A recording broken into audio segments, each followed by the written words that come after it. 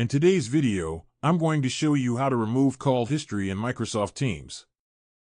If you've been making a lot of calls and your recent activity is starting to look cluttered, or you simply want a cleaner and more organized call list, this quick method will help you manage that easily.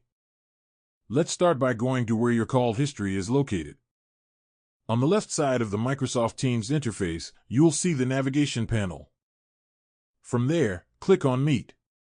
This section contains all your calling and meeting tools and is where your call records are stored. After clicking Meet, you'll see a section called Recent Calls. This shows a brief overview of your most recent calling activity. To view your full call history, click on View All. This expands the list and displays every call you've made or received, giving you a complete view of your call activity. Once you're viewing the full call history, removing a call is very simple. Locate the call entry you want to remove. Next to each call, you'll see 3 dots.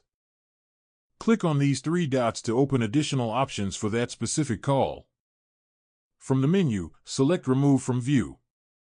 As soon as you click it, the call will disappear from your call history.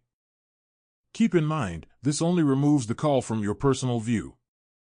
It does not delete any official records that may be retained for administrative or compliance purposes. It simply helps keep your call list clean and easier to navigate. You can repeat this process for any other calls you want to remove. Just click the 3 dots next to each entry and choose Remove from View.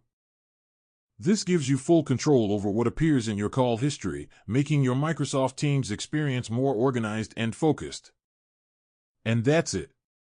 You've successfully cleaned up your Microsoft Teams call history. If you found this video helpful, leave a comment, hit like, subscribe to the channel, and turn on the notification bell for more Microsoft Teams tutorials.